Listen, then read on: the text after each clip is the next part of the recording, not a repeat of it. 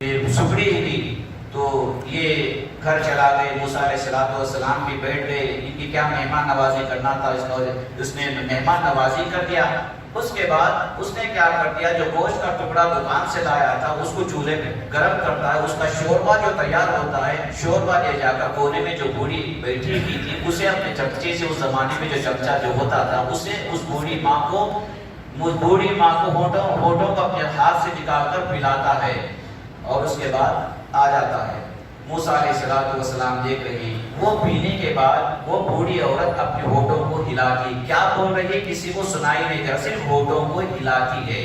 موسیٰ علیہ السلام نے اس سے پوچھا کہ یہ کون ہے؟ کہا کہ میری ماں بوڑھی ماں ہے، یہ تو روزانہ میرا روزانہ کا معمول، جب آتا ہوں تو میں ماں کو اس انداز سے شوربہ پلاتا ہوں گوشت کا، تو تمہاری ماں کیا کہتی ہے؟ ہاں جب بھی میں پلاتا ہوں تو میری ماں کچھ ہلاتی ہے، ہونٹ ہلاتی ہے، پتہ نہیں کیا بولتی ہے، معلوم ہے صرف ہونٹ ہلاتی ہے۔ موسیٰ علیہ السلام اس نوجوان سے کہتے ہیں تمہیں معلوم ہونا چاہیے تمہاری ماں ہے،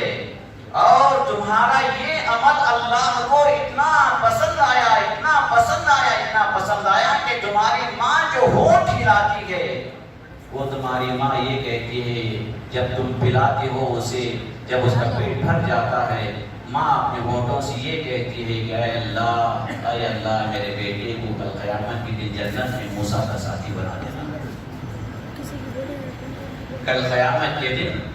موسیٰ علیہ السلام کا ساتھی بنا دینا۔ اللہ کی طرف سے اشارہ ہوا تو میں موسیٰ ہوں، تم سے ملاقات کرنے کے واسطے آیا، تمہیں مبارکبادی دینے کے واسطے آیا۔ تو دوستو بزرگوں، ماں کا بڑا مقام ہے، اسی لیے پیغمبر خدا صلی اللہ علیہ وسلم نے ارشاد فرمایا کہ ماں کے قدموں تلے جنت ہے، باپ جنت کے دروازوں میں کا بیچ کا دروازہ ہے۔ اور یہ بات بھی یاد رکھ لیجیے، موت کا کوئی بھروسہ نہیں ہے، بھروسہ موت کا؟ ابھی کلیم اللہ صاحب بتا رہے تھے گزشتہ سال ہمارے ساتھیوں کے کتنے ساتھی انتقال کر چکے، ہمارے بھی کتنے ساتھی انتقال کر چکے، آپ کے بھی کتنے ساتھی انتقال کر چکے، آج کوئی نہیں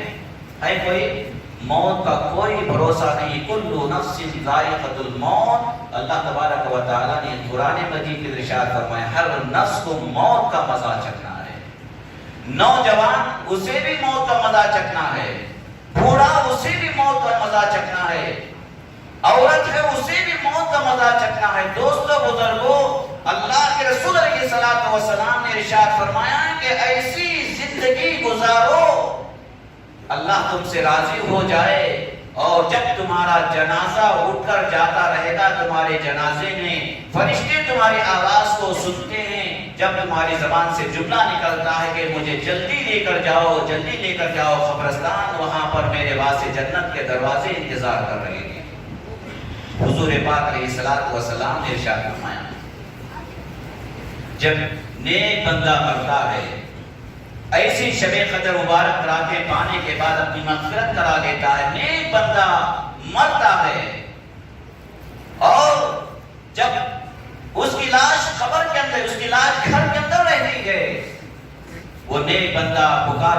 کر کہتا ہے کہ لوگوں گھر والوں جلدی لے کر جاؤ، قبرستان لے کر جاؤ، وہاں پر میرے واسطے جنت کے حوریں، جنت کی نعمتیں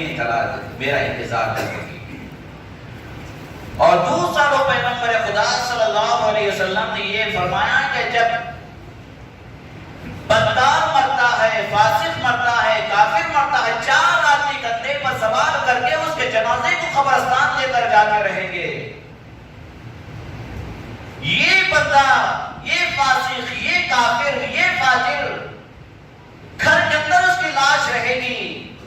اور چار کندھوں پر سوار کر کے قبرستان اسے لے کر جاتے رہیں گے، یہ چیختا رہے گا کہ لوگوں مجھے مت لے جاؤ، مجھے مت لے جاؤ قبرستان، مجھے مت لے جاؤ، وہاں پر تو میرے واسطے بڑے بڑے اجدھے انتظار کر رہے ہیں، بڑے بڑے بچھو میرے واسطے میرا انتظار کر رہے ہیں۔ پیغمبر خدا صلی اللہ علیہ وسلم نے بخاری شریف کی حدیث، مسلم کی حدیث، مشکات کی حدیث، پیغمبر خدا صلی اللہ علیہ وسلم نے ارشاد فرمایا یہ جو بندہ جنازے میں جو چیختا ہے، چلاتا ہے، انسانوں کے علاوہ سارے جانور اس کی چیخ کو سنتے ہیں، اگر انسان کو اللہ تعالیٰ اس کی چیخ کو سنا دیں گے تو لوگ اپنے مردوں کو قبرستان میں دفن کرنا بند کر دیں گے۔ یہ میری بات نہیں، رسول اللہ صلی اللہ علیہ وسلم کا فرمان ہے۔ تو دوست بزرگوں، اللہ تعالیٰ سے دعا کیجئے کہ اللہ تبارک و تعالیٰ ایسی مبارک رات کو ہمارے حق میں مبارک بنائے،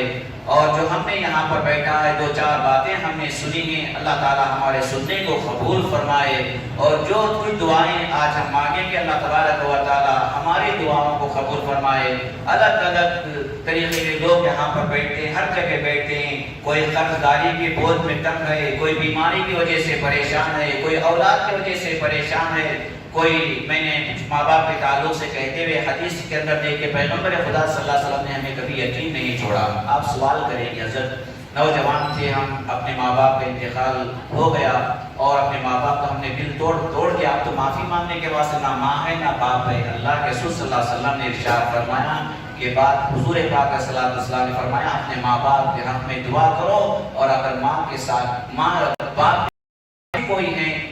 کے ساتھ اچھا معاملہ کرو، اور ماں کے کوئی سہیلی یعنی ان کے ساتھ اٹھنے بیٹھنے والی خاتون کوئی ہے ان کے ساتھ اچھا معاملہ کرو، اللہ سے معافی مانگو، وہ بڑا پروردگار غفور و رحیم ہے، دعاؤں کو قبول کرنے والا ہے۔ تو دوستو بزرگ انشاءاللہ دعا ہوگی، آپ لوگوں سے دعا کے تعلق سے میں بتا رہا ہوں کتنی منہمک ہوگا، کس انداز سے ہم دعا مانگتے ہیں، اللہ تبارک و تعالیٰ اسی سے ہماری دل کی دعا کو سنتے ہیں۔ ایک بات ذوالفقار احمد نقشبندی دامت برکاتہم بہت بڑے اللہ والوں میں سے، حضرت طلحہ صاحب کا نام سنا اور ان کے مریدوں میں سے، حضرت نے عجیب و غریب بات کہی تھی، چونکہ میں بھی سنا تو آپ کو میرے پر ضروری بھی ہو جاتا ہے سنانا۔ بعض مرتبہ بعض لوگ تجارت کی وجہ سے پریشان رہتے ہیں، قرض کا بوجھ رہتا ہے فلاں، لیکن کچھ اعمال کچھ اسکار ایسے ہوتے ہیں کہ اللہ تبارک و تعالیٰ دروازے کھول دیتے ہیں۔ مثال کے طور پر تجارت کے اعتبار سے، روزی کے اعتبار سے کسی پریشانی میں مبتلا ہے کوئی آدمی، تو اللہ حضرت ذوالفقار احمد صاحب نقشبندی دامت برکاتہم نے فرمایا ایک مرتبہ درود شریف پڑھے، اس کے بعد ہر نماز میں ایک مرتبہ درود شریف پڑھے، 7 مرتبہ ایلاف قریش کا سورہ پڑھے، پھر ایک مرتبہ درود شریف پڑھیں، دعا کریں، انشاءاللہ چند دن کرتے رہیں گے، عجیب و غریب انداز سے راستے ہمارے واسطے کھلیں گے، نیت پر منحصر ہے، سمجھے نا، نیت پر ساری چیزیں منحصر، سے بہت ساری ذکر و اذکار ہیں۔ اللہ تبارک و تعالی ہمارے سننے کو قبول فرمائے۔ ابھی جو دعا ہوگی دوستو بزرگوں، جس کے اندر دعا کے اندر میں اللہ کے نام پڑھتا رہوں گا، جیسے کہ یا رحمان یا اللہ تو آپ کہیں گے یا اللہ، یا رحیم یا اللہ تو آپ کہیں گے یا اللہ، سمجھے، یا غفور یا اللہ کہوں گا تو آپ یا اللہ کہیے۔ حدیث کے کچھ جملے ہیں جسے میں نے آپ کے سامنے دعا کے انداز میں بیان کیا، دعا ہوگی انشاءاللہ۔